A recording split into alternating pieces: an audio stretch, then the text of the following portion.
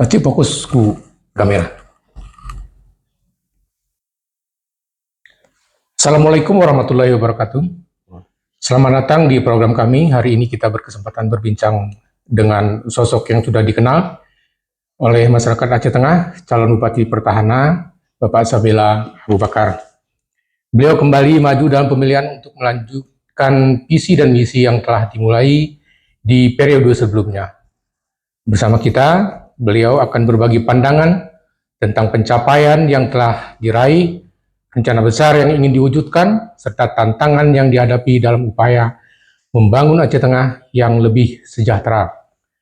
Terima kasih Bapak Sabela Abu Bakar telah hadir di studio kami.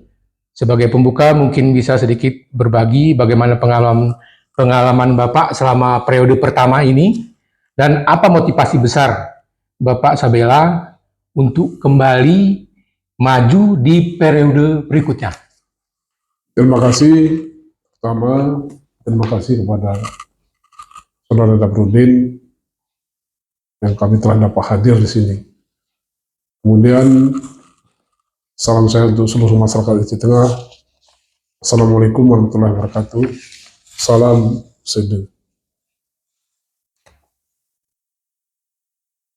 Di dalam satu periode kepemimpinan kami, Sabela dan Firdaus, ini pada saat kami dilantik akhir 2017, tepatnya 28 Desember 2017, di mana masa untuk menghadapi di semua bidang, termasuk bidang kemasyarakatan, ini punya fenomena masing-masing. Di awal kepemimpinan kami, bahwa kami memimpin Aceh Tengah dengan dana otsus yang khusus diberikan oleh pemerintah kepada masyarakat, ini ditolak oleh anggota DPRK Aceh Tengah sebesar 130 miliar. Tapi dengan koordinasi kita dengan baik, dengan provinsi dan pusat, bisa membangun pada tahun ini sejajar dengan kabupaten lain. Kemudian di tahun 2019, ini normal. Anggaran kita untuk membangun Aceh Tengah ini mungkin sekitar 1,4 triliun. Ini normal, kita bisa kembangkan, kita bisa pergunakan, manfaatkan dana ini untuk membangun Aceh Tengah ini. Di akhir 2019 memasuki 2020 terjadi musibah malapetaka cobaan Allah SWT untuk bangsa Indonesia dan dunia, di mana terjadi wabah COVID-19 yang dikenal dengan taun, kata orang Gayo atau Laya, ini menyerang berbagai belahan dunia. Juga terjadi di Aceh Tengah. Sehingga pemerintah membuat kebijakan lebih baik menyelamatkan nyawa, lebih baik menyelamatkan warga daripada mengutamakan pembangunan fisik. Terjadilah pengurangan dana. Dana yang sudah diberikan oleh pusat ini ditarik 40%, 30% dikembalikan ke pusat. Ini 2020 dan 2021. Kemudian juga di 2022 terjadi resesi dunia akibat perang dua negara. Ini berakibat sampai kepada kita di Takengon ini, saudaraku yang kami hormati. Nah, ini maka salah satu pemicu defisit di Aceh Tengah ini. Pemicu defisit. Namun, di dalam keadaan ini, pada saat itu kami mengajak masyarakat harus bangkit melawan taudin. Jangan tinggal di rumah, keluar, berusaha, berolahraga untuk memperkuat imun kita, imunitas tubuh kita. Kita harus keluar, tapi dengan syarat harus menjaga protokol kesehatan. Yang terakhir adalah untuk menjaga jarak. Nah ini pada saat itu kami memotivasi pemuda, bangun ekonomimu, apakah membangun kafe, apakah membangun homestay, termasuk perhotelan. Beberapa perhotelan kita gratiskan izin dan waktu itu pajak kita gratiskan setahun. Nah ini maka bisa di dalam masa COVID kita bisa meresmikan 3 hotel berbintang dan ratusan homestay beserta kafe. Nah ini pengalaman yang lalu. Kemudian juga kita selamatkan honorer yang ribuan. Iya. Karena pada saat itu honorer di beberapa daerah, umumnya di Aceh ini sudah dirumahkan dan diberhentikan. Oh itu berarti, maaf saya potong Pak, di beberapa daerah itu banyak honorer itu dirumahkan? Diberhentikan. Diberhentikan total. Maka terputus lah. Iya. Malah tempat kita, itu kita selamatkan. Di Takengon kita berpikir, karena honorer ini bukan hanya yang lajang, tetapi mereka punya tanggung jawab 4 anak, 5 anak. Iya. Ini mau kita selamatkan, maka saya katakan jangan berhentikan honorer. Jangan putus SK-nya. Kemudian juga jangan dikurangi gaji reje-reje dan imam. Nah ini hanya terjadi di Aceh Tengah pada saat kita kesulitan dana. Tapi karena kebijakan Bupati saat itu, termasuk gaji reje dan imam tetap di angka 2 juta lebih. Ini di Aceh lain sudah 400 dan 600. Dikurangi ya? Nah, dikurang. Kita tidak, oh ini defisit bakal terjadi, enggak masalah. Defisit itu bukan menjadi suatu daerah itu malu, tidak. Yang memalukan apabila terjadi surplus yang banyak. Iya. Kalau defisit, karena defisit saat itu, karena dana kita yang sudah dianggarkan dan sudah diprogramkan, sudah dibuat kegiatan, nah dananya ditarik kembali ke pusat. Nah ini maka terjadi defisit. Tapi juga kita tidak mengurangi hak reje dan honorer. Apabila kita kurang ini bisa menutupi defisit saat itu sebagian besar. Nah ini yang lalu. Kemudian banyak hal-hal yang di bidang pembangunan fisik tertinggal. Karena ini terbatasnya anggaran atau dana.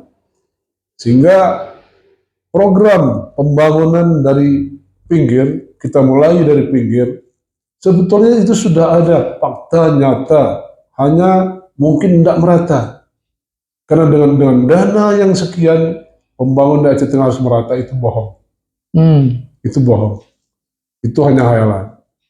Tetapi untuk kebutuhan dasar masyarakat waktu itu hampir 90% sudah terpenuhi.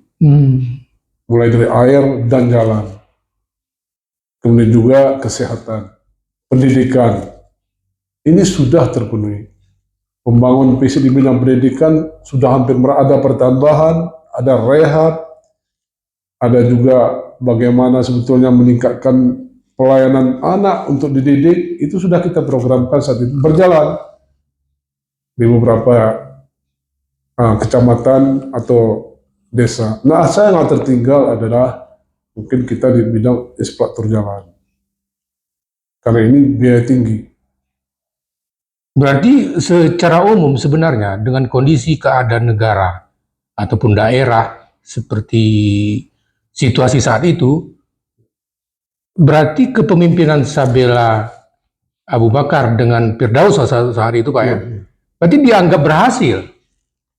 Karena kita lihat kondisi daerah waktu itu sebenarnya tidak bisa bergerak dengan kondisi begitu. Jadi kalau disampaikan oleh Bapak tadi, dengan kondisi keadaan daerah begitu, saya melihat itu sebenarnya keberhasilan yang dicapai oleh Sabda waktu itu. Ya. Kira-kira pencapaian terbesar Pak Sabela waktu itu apa itu? Ya, apa ada pencapaian terbesar yang yang bisa dibanggakan lah waktu di periode Bapak yang lalu? Saya kira yang bisa dibanggakan ya nggak ada. Ya, kalau untuk saya, tetapi saya bisa ya melaksanakan PTQ nasional di Aceh Tengah ini. Bisa merehab fisik Masjid Agung Rohama. Itu kebanggaan saya. Ya. Dan juga bisa yang terselesaikan 80% penterjemahan Al-Quran ke bahasa Gayo.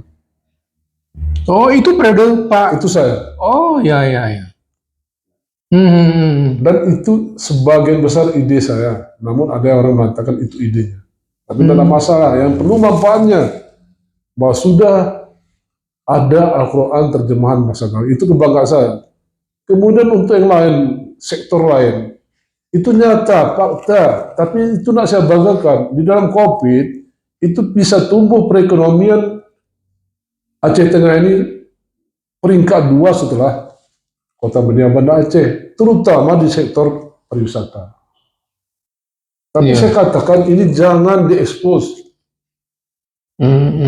Tapi kajian orang dari luar, katakan dari Sumatera, kok masa COVID bisa membangun, bisa meresmikan 3 hotel berbintang, bisa tumbuh beberapa homestay dan kafe.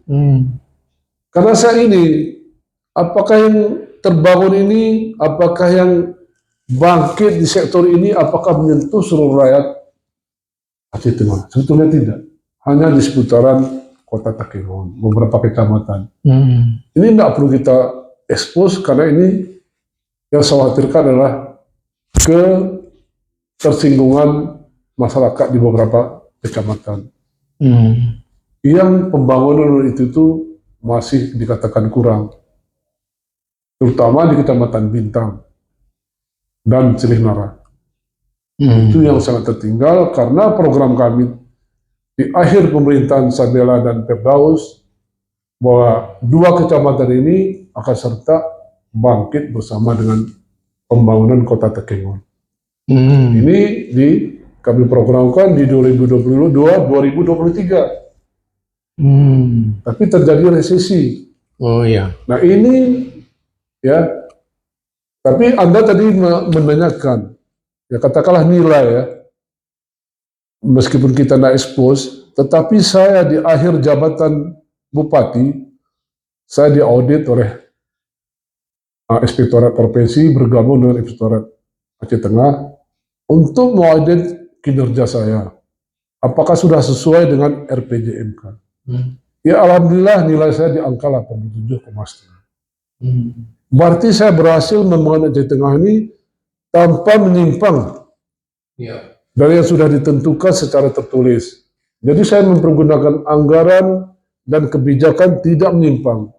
Hanya sekian persen yang ada kebijakan saya yang kita pakai untuk membangun Aceh Tengah tanpa menyalahi peraturan. Itu mendapat angka juga. Maka saya berani mencalonkan diri kembali menjadi Bupati di Aceh Tengah ini untuk mengejar apa yang tertinggal selama ini. Itu. Ya, berarti kira-kira program unggulan yang sudah terlaksana selama ini itu kira-kira apa? Kemudian apakah semua program tersebut sesuai target enggak? Yang tidak sesuai, yang masih kurang dari target misi kami adalah salah satu adalah penegrian Gajah Putih. Ini tertinggal. Itu salah satu target utama waktu itu. Betul. Tapi itu berarti nggak mencapai lagi. Tidak mencapai target disebabkan karena bukan ya ketidakmampuan kami untuk memperjuangkan penegrian ini. Kami jumpa dengan Pak Jokowi. Pak Jokowi menanyakan apa yang kamu minta untuk daerah. Saya hanya meminta dari Aceh Tengah penegrian Gajah Putih. Sehingga Pak Jokowi itu waktu itu kaget. Ya, Gajah Putih belum negeri. Disuruh catat oleh Menseknek waktu itu Pak Pratikno. Kemudian waktu kunjungan Wakil Presiden, pembukaan PTQ RRI di Takengon, yang saya minta Wakil Presiden juga penegrian Gajah Putih, bukan meminta yang lain-lain. Tetapi semua ini ada halangan. Ini halangan adalah beberapa oknum yang ada yang seolah hanya dialah pemilik gajah putih. Itu yayasan. Mereka tidak setuju ini didirikan. Berarti itu terkait dengan pertanyaan saya selanjutnya, Pak. Ya, Artinya kendalanya itu apa itu? itulah kendalanya. Itu ya, tadi ya. Hanya itu kendalanya.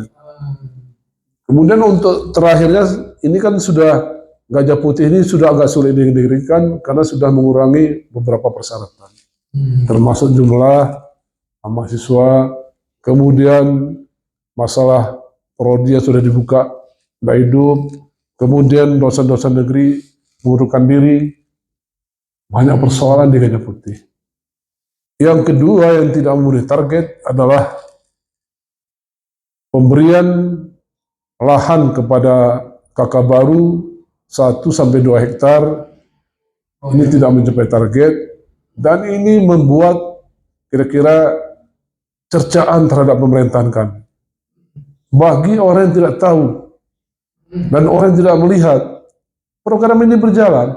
Oh iya, ini perlu pemirsa strategi podcast, mungkin ini perlu kita dalami karena ini adalah salah satu program Sabda waktu itu bahwa pemberian 2 hektar lahan ya Pak ya, Iya, betul. kepada pasangan hidup baru. Iya, kakak Ya. baru. Jadi sebenarnya ini terlaksana berjalan program ini, tapi banyak kita dengar di masyarakat bahwa ini tidak berjalan. Jadi ini mungkin kesempatan untuk Pak Sabera untuk menyampaikan gimana. Baik, terima kasih. Untuk program ini, kita membuka lahan di Kampung Kuta Keramil, Kecamatan Telinga, Isak. Ya. Ini untuk anak-anak kita mungkin yang berbakat di bidang perkebunan. Ini diberikan lahan 2 hektar ini dengan lahannya sudah istilahnya apa nih? Land clearing. Ya, bibit sudah disiapkan. Ini data ada di pertanian. Apabila mungkin masyarakat yang tidak percaya atau katakanlah media atau LSM tidak percaya, ini data ada di perkebunan dan di pertanian. Yang berbakat untuk bersawah, kita buka di Sembelit. Untuk persawahan Kecamatan Keto, dan 2 kali kita buka ke lahan ini, ke lokasi ini. Jalan kita buka 2 kali. Tapi 1 orang pun tidak mengendaki lahan ini di sana, karena jauh. Yang dikendaki waktu itu oleh anak-anak kita adalah, begitu buka pintu sudah ada kebun. Padahal lahan di Kuta Keramil itu yang paling dekat. Karena kami anggap di ketinggian 800, kopi masih bagus. Tapi dengan syarat kita sarankan sebelum kamu tanam kopi, tanamlah tembakau. Karena tembakau ini 3 bulan sudah berproduksi. Sudah bisa panen awal. Karena ada tembakau, ada uang. Karena di daerah ini muncul beberapa produk untuk membuat rokok.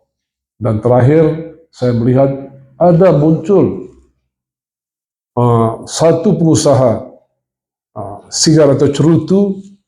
Ini yang diawali, diprakarsai oleh saudara Salmi di Kayukul dengan membuat cerutu. Sehingga ini bisa merubah, menaikkan kira-kira kualitas tembakau dan dipergunakan untuk bukan hanya rokok biasa tetapi cerutu, nilai jualnya lebih tinggi. Sehingga kita melihat orang kalau banyak betul di Takengon dari cukai tembakau. Mereka tidak melihat bahwa area tembakau begitu luas di Aceh Tengah. Kemudian didukung juga oleh tembakau ini dipergunakan langsung untuk merubah nilai jual, ini merubah jadi rokok dan cerutu. Kemudian muncul cerutu Waluyo. Iya, iya. Memang ada beberapa waktu yang lalu kita mengundang juga salah satu pengusaha Pak Salwi tentang kita bicarakan masalah tembakau pada umumnya. Di situ sempat dia sampaikan bahwa pemerintah daerah sampai saat ini belum membuat regulasi tentang keluar masuknya tembakau. Itu nanti gimana? Ada nggak program Pak Sabila untuk membuat aturan tentang tembakau ini? Itu sebetulnya harus wajib diberikan regulasi masalah tembakau. Karena di masa periode ini pun ya masalah pemberian lahan tadi terhadap kakak baru kami lanjutkan. Oh iya, iya. Oh itu lanjutkan. Kami lanjutkan. Karena itu bagus. Program unggulan mungkin itu bagus. Meskipun dicerca orang kita lanjutkan. Iya, iya. Nah ini mungkin beralih kita ke tembakau nanti. Oh. Tembakau.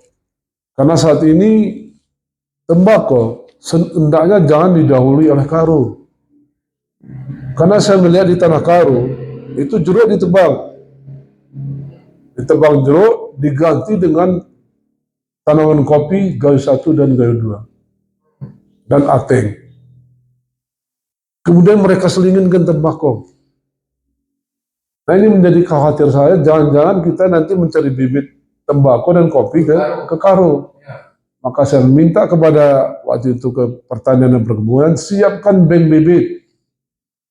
Harus ada di Aceh Tengah ini. Jangan kita terulang bagaimana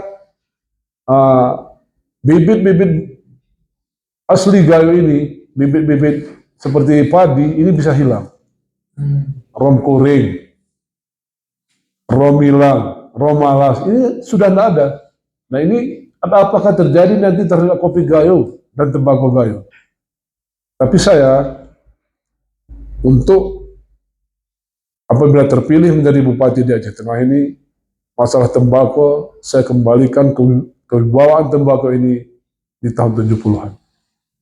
Di mana terkenal Tuki Baku. Belum bangkit Tuki Kopi. Yeah. Nanti di pemerintahan Sabila Eka apabila terpilih, ini muncul nanti kopi dan tembakau sesuai dengan apa yang kita dengar, yang selalu kita kumandangkan di lagu Tawar Sedengar. Kopi Bakui. Kopi Bakui. Dan juga Uyam. Ini sudah kita mulai. Kita mendukung pembangunan pabrik kita.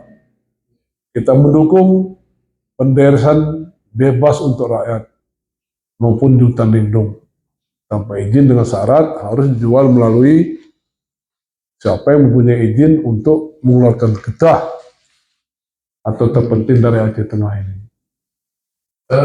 Terus kita lanjutin sedikit lagi Pak Sabila. Visi dan misi baru nih jika terpilih kira-kira apa ya? Baik. Ada nggak yang baru ataupun ada penambahan?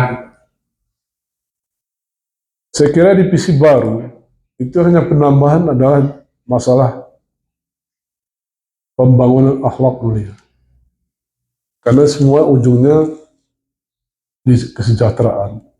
Ini harus melalui pembangunan SDM, akhlak mulia tadi. Karena saya lihat dampak dari kemajuan pariwisata di Aceh Tengah. Ini berdampak kepada akhlak masyarakat secara umum di Aceh Tengah ini. Ini kita bangun akhlak ini mulai dari tingkat-tingkat dasar. Harus kita bangun akhlak ini untuk membentengi kira-kira kerusakan akhlak masyarakat Aceh Tengah. Hanya itu yang bertambah mungkin. Selainnya tetap kita bermain di kesehatan, di pendidikan, biasalah. Pembangunan SDM, bagaimanapun anggaran kita baik, bagaimanapun negeri kita ini bagus, apabila SDM-nya tidak sesuai ya, dengan kondisi sekarang, ini negeri kita ini tidak bakal maju tanpa SDM-nya maju. Satu lagi Pak, bagaimana Anda menjamin keberlanjutan program-program yang sudah berjalan, terutama yang berdampak langsung kepada masyarakat? Kami, ya di mana-mana kami sampaikan, apabila Sabila Eka terpilih, saya kira untuk melanjutkan program-program yang tertinggal di segala ya, bidang, di semua infrastruktur Ini saya kira tidak ada kesulitan lagi, karena selama ini kita kesulitan di pendanaan, di anggaran. Tetapi apabila Sabila Eka terpilih, yang didukung oleh Gerindra, Gerindra ini, pemilik Gerindra adalah Prabowo, Presiden Republik Indonesia. Jadi masalah anggaran saya kira tidak sulit lagi. Nah, kita kekurangan anggaran, kita akan mencoba meminta, melobi pemerintah pusat melalui provinsi, dan nanti juga anaknya Mu'alim dan Dikpat bisa menjadi pimpinan di Aceh ini. Jadi dia segaris. Apabila segaris, itu dikatakan orang ngelarang jalan tol. Jadi dia tidak ada kesulitan lagi, yang selama ini mungkin kita mampir ke sini, baru kita bisa jumpa kepada yang pemberi. Nah ini kita bisa jumpa langsung kepada pemutus. Ini adalah janji daripada Prabowo. Tapi apabila yang didukung Gerindra tidak menang di Aceh, itu pembangunan akan berkurang di Aceh. Itu pidato Prabowo kemarin. Kemudian strategi untuk meningkatkan perekonomian masyarakat Aceh Tengah, khususnya di sektor pertanian dan pariwisata yang menjadi potensi daerah. Oke, untuk Aceh Tengah untuk Aceh Tengah sebetulnya kita yang tidak bisa kita tinggalkan wajib tetap N2 ini, pertanian dan pariwisata. Ini wilayah tengah, bisa bangkit melalui pertanian dan pariwisata. Jadi kemudian bagaimana untuk meningkatkan pertanian di Aceh Tengah ini? Kami punya program perluasan areal pertanian dan perkebunan. Juga kami punya program untuk memberikan ternak kepada masyarakat. Ini sesuai dengan apa yang di misinya Presiden, akan memberikan ternak besar kepada masyarakat. Artinya bukan kambing tetapi sebangsa sapi kah atau kerbau kah, ini akan diberikan kepada masyarakat. Kemudian juga ada yang bertanya, bagaimana memperluas lahan pertanian dan perkebunan, sedangkan sebagian besar Aceh Tengah terdiri dari hutan lindung, kawasan lindung. Itu di situ ada caranya. Bagaimana mengeluarkan kawasan lindung menjadi HPL, hutan produksi. Itu sudah disampaikan kepada tim-tim, sampaikan kepada masyarakat, ini. Bisa. Tidak haram hukumnya mengeluarkan kawasan lindung menjadi kawasan HPL. Karena negeri ini, yang namanya Aceh Tengah ini, ya saudara, masyarakat yang saya hormati, mungkin hanya 21% bisa dimanfaatkan untuk pertanian dan lahan lain-lainnya. Selebihnya adalah menjadi kawasan lindung ditambah dengan hutan buruh seluas 80.000 hektar. Jadi luas wilayah kita mungkin 544 km sekian, ini 21% yang bisa dimanfaatkan. Sedangkan petani kita, ya ini berjumlah 80%. Masyarakat dari jumlah masyarakat, macam petani 80%, 60% adalah petani kopi. Nah ini, kemana lahan mau diperluas? Tanah yang diberikan Tuhan sebagai hak ulayat masih terbentang luas. Ini yang kita minta kepada pemerintah pusat, dijadikan kembali menjadi hutan adat. Jadi hak ulayat diberikan oleh pemerintah dan Allah Subhanahu wa Ta'ala untuk dikelola, mari kita ambil lagi menjadi hutan adat. Dengan ada beberapa metode yang sudah diberikan oleh pemerintah pusat kepada kita. Ada, jadi tidak ada pelanggaran. Bukan kita artinya merambah. Karena memang sebenarnya itu yang saya tanyakan lagi, bahwa untuk pengalihan hutan lindung menjadi hutan produksi ya, dari tadi dikatakan, itu katanya agak sulit Pak ya. Gimana prosesnya sebenarnya? Saya kira tidak sesulit apa yang dipikirkan. Kecuali orang tidak paham lah. Kecuali orang yang mau memberikan ini agar masyarakat, seolah-olah ini perjuangan ini sulit. Apabila ini dijadikan pimpinan maka tidak sulit, itu tidak. Sama sekali tidak ada sulitnya. Sudah teruji Mendali 300 hektar, Rawi, Kalau Hilang Itu dikeluarkan dengan cara kita akan membentuk komunitas adat. Komunitas adat ini meminta kepada bupati, bupati meneruskan ke gubernur, gubernurlah menyampaikan kepada perwakilan kehutanan yang ada di Banda Aceh. Jadi tidak sulit. Ya, semua yang masuk di dalam hutan lindung, kebun-kebun itu include bisa kita keluarkan. Maka ada ikatan nanti antara rakyat dengan tanahnya. Artinya punya sertifikat, ada ikatan itu yang bisa diwariskan. Yang selama ini sebagian kita tinggal di hutan lindung, ya, kampung kita di hutan lindung, lahan kita di hutan lindung. Ini akan kita nanti kita data. Jangan lagi di hutan lindung. Dengan persyaratan ada nanti dari hutanan. Semua dengan baik, semua dengan sede. Ini baru bisa terlaksana. Bagian statement yang mengatakan sulit itu berarti orang yang nggak paham. Nggak paham. Sebetulnya dia paham, tapi gagal paham dia. Ya. Oh ya. Gagal paham. Gagal paham. Nah, yang ini yang menjadi pertaruhan kita, apakah bisa mengeluarkan kawasan ya, lindung yang dijadikan hutan buru. Ini tidak ada manfaatnya saya lihat. Saya diperjuangkan ke Jakarta juga sulit. Saya mengatakan apa lagi yang diburu? Tidak ada lagi yang diburu. Ya. Semua sudah bersatu. Binatang pun sudah hampir tidak ada. Apabila hutan buru ini kita jadikan hutan kerakyatan, ini akan bermanfaat kepada rakyat dan akan juga menghasilkan oksigen. Apabila kita tanami dengan kayu-kayu besar dan kopi, bukan hanya hutan aja yang menghasilkan apa istilahnya itu, karbon itu. Tetapi kopi juga bisa menghasilkan itu karena di dalam kebun kopi ada beberapa batang pohon yang besar, juga kopi adalah daun lebar, bisa menghasilkan ini. Jadi apabila rakyat, hutan kerakyatan ini, apabila rakyat memanfaatkan, hutan diganti dengan hutan. Tetapi yang di kawasan Taman Buru itu banyak yang tandus. Ini yang kita hutankan kembali, ini yang kita yakinkan nanti pusat. Bagaimana Taman Buru ini dikurangi. Karena sebetulnya Taman Buru itu yang bertanggung jawab adalah 3 kabupaten, Aceh Timur, Aceh Tengah, dan Aceh Tenggara. Pada saat itu kan belum pemekaran, Tenggara juga belum. Ini saya melihat di nggak salah permen,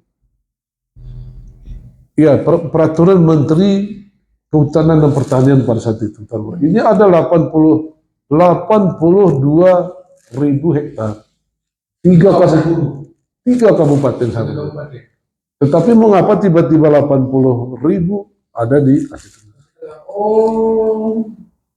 Ini tidak pernah dievaluasi. Berarti waktu itu 80.000 hektar itu di 3 kabupaten. Di 3 kabupaten. Oh. Jadi pemerintah pusat tidak pernah mengevaluasi ini. Jadi saya agak mempertanyakan itu karena di saat saya menjadi ketua Perbasi ada dari konservasi Sumatera Utara, kalau nggak salah saya, dia pernah bercerita sama saya untuk mau mengelola hutan buru di Isak Wil. Karena saya juga nggak mengerti, ya silakan konfirmasi aja sama orang kehutanan, saya bilang. Yeah. Jadi berarti di situ yang 80.000 hektar itu di 3 kabupaten. 3 kabupaten. Timur, Tengah, dan Tenggara. Sebetulnya konsep awal Taman Buru ini, ketika saya di Bapeda, itu adalah buru foto. Jadi beberapa titik kita bangun tower. Kita bisa melihat masa kawinnya beberapa binatang dan lain-lain lah. Jadi kita buru foto, bukan mereka itu diburu untuk ditembak. Oh. Itu konsep awal. Karena ketika itu saya di Bapeda. Kemudian Pak, ini mungkin sebagai langsung closing statementnya saya bilang, apa pendapat Bapak tentang kandidat lain nih dalam pemilihan ini? Yeah. Kemudian apa yang membedakan Pak Sabela, pasangan Pak Sabela bersama Eka dari pasangan yang lain itu?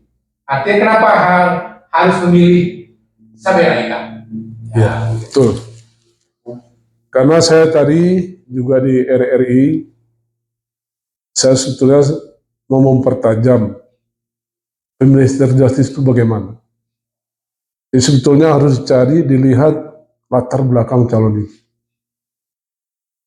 Itu pemilih cerdas. Ya. Yang memilih dengan nurani, bukan memilih karena arus. Kemudian di Sabera Eka, itu ada perpaduan. Tua dan muda. Tapi tua muda ini berpikir ke depan. Tidak berpikir ke belakang, sama-sama berpikir ke depan. Ini perpaduan tua muda ini. Eka itu umurnya 42 tahun. Saya di 68 tahun. Saya punya pengalaman di birokrasi. Beliau punya pengalaman di legislatif. Dan santun, energik. Ini saya lihat di Sede. Kemudian di kandidat lain, ya itu kurang saya pahami lah. Tetapi latar belakangnya, ya semua baik-baik lah. Ya, menurut pribadinya. Tapi menurut masyarakat, macam-macam lah pertimbangan masyarakat terhadap kandidat-kandidat itu. Tapi kita tidak pernah mengatakan kandidat ini gini, tidak pernah. Kita hanya menyampaikan, ya bagaimana saya. Banyak saya tahu kandidat yang lain menyerang saya. Tapi saya lawan dengan diam. Dan dengan diam. Jangan berpolemik.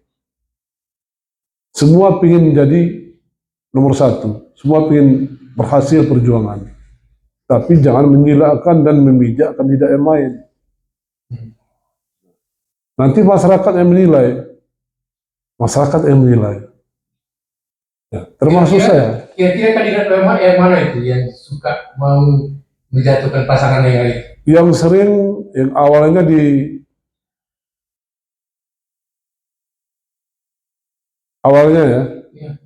awalnya di nomor 5. Awalnya di nomor 5. Ya. Sehingga ini kehabisan peluru.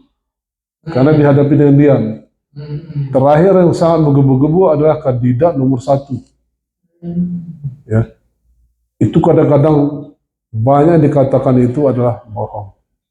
Tapi saya hadapi dengan tenang. Nah, maka mereka kemarin suatu perdebatan juga itu penyampainya banyak yang salah. Salah ucap, salah pikir. Ya, karena nanya ke Google kadang. Nah, bukan nanya ke hati nuraninan dan melihat kondisi daerah ini. Itu yang banyak menyerang kami. Itu laporan dari masyarakat, laporan dari reja-reja. Tapi kami tetap menghadapi dengan tenang. Sebetulnya kekuatan ada di kami. Kekuatan ada di kami. Kekuatan finansial saya tidak tahu ada di mana. Karena kami berjuang dengan nurani. Menyentuh nurani masyarakat dengan nurani kami. Apakah itu yang membedakan Bapak dari yang lain? Salah satu itu. Yang jelas kita tidak pernah yang menyampaikan kepada masyarakat kekurangan maupun kelebihan. Hanya kami menyampaikan kami siapa, apakah layak dipilih, dan ke depan bagaimana itu, bukan menjelekkan kandidat lain. Saya hampir keempat kandidat yang teman saya ini saya kenal semua. Pola tingkahnya saya kenal, walau dia berpura-pura pun saya kenal. Ya saya tahu. Saya 5 tahun jadi bupati. Ada yang baru PJ pun sudah lebih dari bupati. Baru di PJ, baru dia bahasa di sekretaris pun sudah tetap menjelek-jelekkan saya. Saya tahu, tapi itu saya serahkan ke Allah Subhanahu wa taala. Apakah dia bersiapa saya? Ya. Itu ada. Ada juga yang terus sebetulnya ya, kalau Panwas teliti, ada satu kandidat yang menguasai satu dinas di daerah ini. Seolah itu barangnya. Dikeluarkan bantuan segala macam, seolah itu bantuan dia. Ini kan satu kenistaan dan pelaranan dosa besar. Yang menyatakan dirinya menghibahkan sisa nyawanya untuk negeri ini. Tetapi perbuatannya begitu. Seharusnya Panwas bisa bertindak. Seharusnya iya, ini kan sudah diketahui Panwas sebetulnya. Hmm. Dan bisa juga ditindak dinas tersangkut, dinas terkait ini. Bisa ditindak, bisa diberhentikan segera. Nah ini kelalaian mungkin di pimpinan daerah ini. Terlalu pembiaran, sebetulnya terlalu dibiarkan. Sebetulnya ya, apabila ya mereka, ya saya sebetulnya kan, ya bapak-bapak mereka saya lah. Yang membesarkan mereka saya. Tapi saya tidak pernah menuntut itu. Tidak pernah menuntut itu. Hanya saya minta doa, dukungan. Itu saya minta memang mungkin dukungan, termasuk dukungan suara. Wajar saya meminta kepada orang yang pernah saya bantu. Dan pernah saya besarkan. Baik di birokrat maupun yang lain. Di luar. Apakah dia kontraktor. Ya. Banyak saya besarkan di negeri ini. Tapi ini semua balasannya seolah menjauhi saya. Ada ketakutan di mereka. Apa yang ditakutkan saya tidak tahu. Ada kekhawatiran, ketakutan. Berapa persen kira-kira Pak orang-orang yang Bapak besarkan, baik itu orang birokrat, kemudian atau dari yang swasta, kontraktor apa segala macam, berapa persen yang kembali betul-betul memberikan ucapan terima kasih dengan mensupport Bapak kembali menjadi bupati, dan berapa persen yang lari dari Bapak sendiri? Jadi yang hanya mengingat saya itu mungkin di 20%. 20%, Pak. 20%. Berarti 80%-nya orang tak tahu berterima kasih. Kan gitu kira-kira. Atau berterima kasih, atau apa kita katakan tidak tahu lah. Ya. Saya hanya teriakkan jangan munafik. Itu ketika debat, jangan munafik. Ketika ada pertanyaan masalah begitu banyaknya pelecehan seksual di Aceh ini, itu pertanyaan pada saat itu. Termasuk pelakunya adalah pegawai negeri dan pejabat. Nah itu saya nyatakan itu bukan di saya. Pelaku itu bukan di kami, bukan saya, ada di tempat lain lah itu. Betul ada itu, tapi saya kira kenapa itu menjadi pertanyaan pada saat debat? Kurang etis. Kurang etis, ya. Itu kan nanti kalau nyambung, misalnya ada yang kandidat yang tidak sabar, nanti nunjuk-nunjuk kan bisa. Iya. Maka saya rem, itu bukan saya, bukan aku. Mungkin orang lain. Iya. Baik, pemirsa saat di podcast, mungkin Bapak bisa sekali lagi kesempatannya untuk mengajak masyarakat untuk datang sekali lagi ke tanggal 27 November untuk memilih. Silakan Pak. Baik, terima kasih. Saudaraku, masyarakat Aceh Tengah, mari ya menggunakan hak pilih tanggal 27 November, datang ke TPS masing-masing. Jangan tidak mempergunakan hak pilih. Ini yang diberikan Tuhan 5 tahun sekali kepada kita. Wajib hukumnya menurut agama Islam. Dan agama yang lain mempergunakan pilih, tetapi harus sesuai dengan apa yang ada di dalam nurani saudara. Lihat orangnya dengan teliti. Pelajari siapa orangnya, latar belakangnya. Kami hanya meminta dukungan saudara, pilih Sabila Eka nomor 3. Tanggal 27 November 2024 yang akan datang. Jangan tidak datang. Datanglah saudara. Gunakan hak pilih saudara. Jangan golput. Karena golput itu kurang baik di negara ini maupun di agama kita. Saya kira demikian. Terima kasih. Wabillahi taufiq wal hidayah. Wassalamualaikum warahmatullahi wabarakatuh. Waalaikumsalam warahmatullahi wabarakatuh. Demikian selanjutnya podcast perbincangan kami dengan Bapak Sabila merupakan calon Bupati Aceh Tengah 2024-2029. Semoga acara ini bisa memberi pencerahan kepada masyarakat. Assalamualaikum warahmatullahi wabarakatuh.